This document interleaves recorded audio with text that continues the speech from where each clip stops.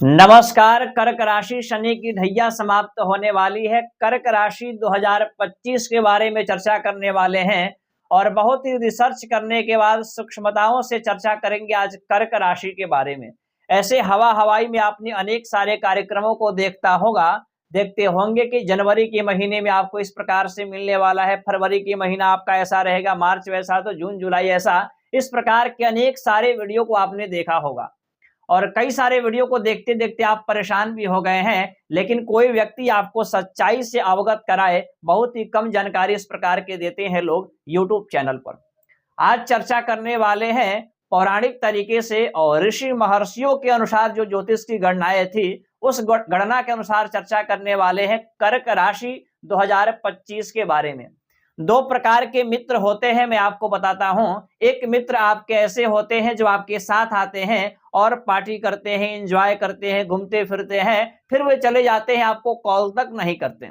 एक मित्र ऐसे होते हैं कि आपके साथ जुड़ते हैं तो आजीवन आपका साथ निभाते हैं और हर एक परिस्थिति पर, हर एक मुड़ाव पर, अच्छा हो या बुरा, आपका साथ नहीं छोड़ते हैं। अब आपसे पूछा जाए दो मित्रों में से कौन सा मित्र आपको चाहिए, तो आपका उत्तर होगा दूसरे नंबर वाला, जो आपका साथ ना छोड़े।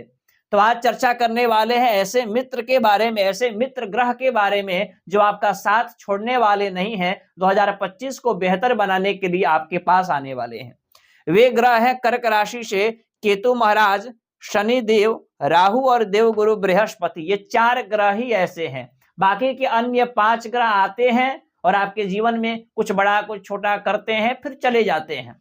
जीवन में ऐसे देखिए कि आपके जीवन में लंबे समय से कुछ परेशानियां चल रही है और समाप्त नहीं हो रही है, तो इन चार ग्रहों का ही दिन होगा। जीवन में लगातार खुशियां बढ़ती जा रही है, आपके लग्जरी सुख में वृद्धि हो रहा है, लगातार आपकी प्रमोशन हो रहे हैं, जॉब अच्छा मिल रहा है, तो समझ जाइए लंबे समय से चीजें बन रही है, तो इन चार ग्रहों की ये असीम अनुकंपा है आपके ऊपर। तो आइए इन चार ग्रहों को समझने का प्रयास करते हैं ज्योतिष शास्त्र के माध्यम से। सबसे पहले यहां पर हम चर्चा करेंगे कर्म फलदाता शनिदेव के बारे में, क्योंकि यहां पर शनि का ही राशि परिवर्तन पहले होने वाला है। वर्तमान में शनि आपके अष्टम में है, सप्तम और अष्टम के मालिक होकर के अष्टम में विराजमान है। इंपोर्ट एक्सपोर्ट का काम है, इंजीनियरिंग का कार्य है, या आप किसी प्रकार से मशीन, गैस, लिक्विड इत्यादि से संबंधित कार्य करते हैं, किसी विषय पर रिसर्च करते हैं, तो आपको अच्छा परिणाम दे रहे हैं शनिदेव। आप बताइए मुझे कमेंट में। लेकिन यहां पर मैं आपको बता दूं कि शनि आपके स्वास्थ्य में भी परेशानियां ला रहे हैं। चोट चपेट लगना, हड्डी में प्रॉब्लम होना, जोड़ों में दर्द रहना, आलस्य जागृत होना, यह शनि का प्रभाव। और कहीं ना कहीं आप अपने मैरिड लाइफ को लेकर के भी असंतुष्ट रह रहे हैं काफी कुछ दिनों से। वैवाहिक जीवन में तालमेल अच्छा ना बैठना, परेशानियां, एक दूसरे के बात ना माना, चिड़चिड़ापन सा स्वभाव। आपने देखा होगा पहले की अपेक्षा वैवाहिक जीवन आपका थोड़ा सा नीरस या कहें कि थोड़ा सा कष्टकारी दिखाई दे रहा है। व्यापार में भी धन इन्वेस्ट करते हैं, डूब जाता है या उस प्रकार की स्थिति नहीं बनती। लेकिन अब यही शनि जब जाएंगे 29 मार्च 2025 को भाग्य स्थान में, तो कहीं ना कहीं पत्नी के द्वारा आपके भाग्य साथ देंगे, बिजनेस में आपका भाग्य साथ देगा। ऐसा समझे कि बिजनेस में आपका ग्रोथ होना शुरू हो जाएगा। और साथ ही साथ जो लोग रिसर्च कहीं ना कहीं प्रकाशित होंगी, यानी 29 मई के बाद, 29 मार्च के बाद आपके रिसर्च प्रकाशित हो सकते हैं। कोई पुस्तक आप लिख रहे हैं तो उसका प्रकाशित हो सकता है, आपको नाम फेम मिल सकता है 29 मार्च के बाद। अब चर्चा करते हैं यहाँ पर राहु महाराज के बारे में। वर्तमान के समय में राहु भाग्य स्थान में है। परिवार में कोई मांगलिक कार्य करते हैं, कोई धार्मिक कार्य करते हैं, या कोई भी बड़ा कार्य करने जाते हैं या डिसीजन लेने जाते हैं, तो आप कहीं ना कहीं कंफ्यूज हो जाते हैं करना क्या चाहिए। आत्मबल आपका कमजोर हो जाता है, मानसिक रूप से पीड़ित हो जाते हैं। कारण क्या है? एकमात्र राहु का कारण है, राहु आपके भाग्य स्थान में विराजमान है। 7, 8, 9 राहु की दृष्टि भी आपके पंचम स्थान पे पड़ रहा है, जो कि शेयर मार्केट, जुआ सट्टा इत्यादि से आपको कई बार नुकसान भी कराया होगा राहु। लेकिन यही राहु 18 मई को आपके अष्टम स्थान में आ जाएंगे, तो ये सारी जो मांगलिक धार्मिक कार्य में परेशानियां थी, वे कहीं ना कहीं यहाँ पर दूर होते हुए दिखाई दे रहा है। चर्चा कर लेते हैं अब देवगुरु बृहस्पति के बारे में। बृहस्पति आपके 11वें घर में विराजमान है और बृहस्पति आपके छठे के मालिक हैं और बृहस्पति आपके भाग्य स्थान के मालिक है। देवगुरु बृहस्पति आपको 2024 में भी अच्छा परिणाम दिए हैं, खास करके मई जून के बाद, और यहाँ पर 2025 में भी आपको अच्छा परिणाम देने वाले हैं।